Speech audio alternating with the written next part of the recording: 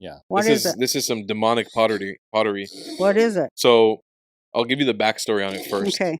Sorry, this is loud. All right, go ahead. Last July, did you hear in the news about the town Majdal Shams? Mm-mm. So you know about the Druze in Israel. Yes.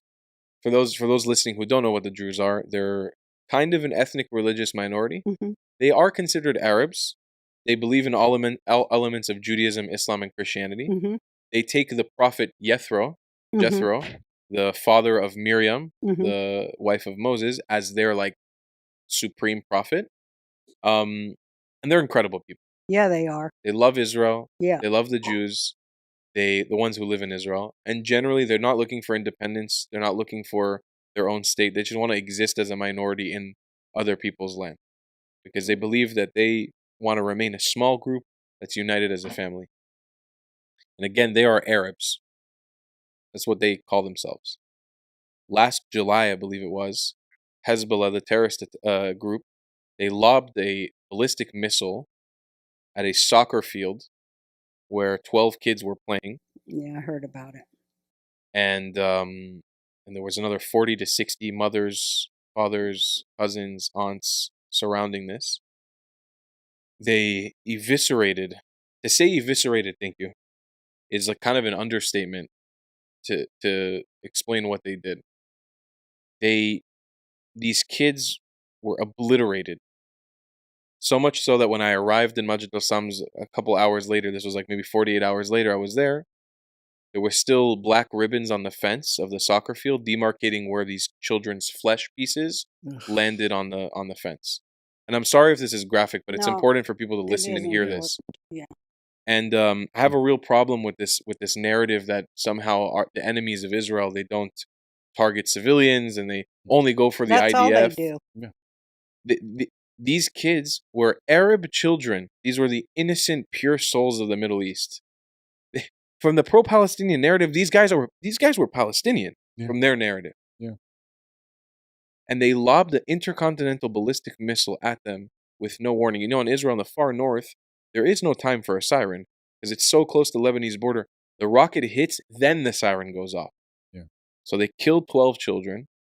They injured another 40 women and fathers and cousins and uncles. And when I was there, it kind of dawned upon me that I feel like this message needs to go out. If this is what they have reserved for their own people, for their own Arabs, quote unquote, what could they possibly have reserved for us? I have to ask this question. As a Jew and as a Christian who might be listening to this, if that's what they do to their own, what could they have reserved for us? Because we're the dogs, we're the monkeys, we're the pigs. Yeah. And I'm not saying all Muslims. I'm talking about Islamists. Right. I'm talking about pan-Arabists, about Arab supremacists, which are a real thing. I know these terms might sound a little crazy for some people or just hearing it for the first time. They're Nazis. These are Nazis. Yeah. So I went from Majdal Shams to a town called Metula. This right here are fragments that I collected from outside of a child's bedroom in Metula. It weighs about a pound. Yeah. These are shrapnel from rockets. You can see on the rocket, there's still some Arabic writing on it, so we know who sent it. I can't tell exactly what it says, but there's Arabic writing on it. I have a circuit board here. I have another piece of shrapnel from these Hezbollah rockets. And these were found outside of a basketball court in a children's house in Metula, in the far north of Israel. When you're walking around there, you can see the Hezbollah fighters walking around, all Don Juan with their kafiyas, pretending like they're the shit. But they launch these rockets at women and children. And you know, when these rockets detonate, they explode a bunch of lead bullets to try to hurt as many people. Like the reality we've had to exist in Israel in the last year and a half. And nobody wants to hear about our trauma or our fear. I mean, if I hear a loud honking now, I get ready to run. Yeah. You know, and that's not something I had a year and a half ago. Yeah. But when they launch these rockets, it doesn't discriminate whether you're a Muslim or a Christian or a Jew. It comes to kill you. It doesn't matter who you are. Yeah. And we have our protocol is if you don't have a bomb shelter, you get down on the ground. And if you're with a group of people, you got to space yourself out 5 people apart or you know, a couple people apart so that the chances of being hit are less. That's like the darkness that we have to think about every day in Israel. Yeah. And as dark as it is and as traumatic as it is, you don't see us sitting down and complaining. We pull our shit up by our bootstraps and we keep fucking going. Every fucking day we keep going. Yeah. My grandma's 86 years old, bedridden with dementia. I asked her, what do you feel when the sirens go off? One, she can't even really hear them anymore. But she says, I sit in bed and I wait to die. Where's the morality in that? Tell me. Where's the fucking UN? Where's the human rights organization standing up for my Iraqi grandma who's a refugee, who never killed a person in her life, who didn't want to come to Israel? Yeah. It wasn't her first choice. She was born in Baghdad, but Muslim. But there's no place else. Of course, and she's happy that she's there now. But Islamists kicked her out of her house, and I'm the third generation. I am the third fucking generation having rockets lobbed at me by the same fucking people. Where's Tucker and Candace talking about how horrible that is? They don't want to hear my perspective. No, they don't give a shit. Because an Iraqi Jewish perspective breaks the mold all of a sudden. Yeah.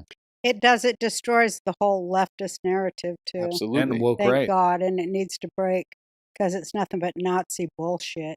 And that's what I'm here for, because I'm tired of this shit. Me I'm too. tired of it. Me I mean, too. I sit there and I run from rockets on the daily, and my friends are running from rockets now, from the Houthis, from Hezbollah. You know, we're doing it every day. I mean, there was a period of time, I have inflammation in both my legs right now because of how much sprinting I had to do last summer. And it's just something I didn't like. These are the small things you don't really think about. And yeah, what's happening in Gaza is terrible. It's very sad. It is. All of us, we're human enough to acknowledge it. It's sad. Yeah. Well, that's There's the Tucker argument. It's like, hey, forget what I'm saying. Children are dying. It's terrible. Yeah, leave them alone and just die. It's horrible. That's what they're saying. Yeah. Let them kill you. You're a bother and a nuisance anyway, since you killed Christ. Yeah. I say fuck that. Yeah. I say I fuck love that. when Candace goes, Christ is king, and I always finish her sentence for her.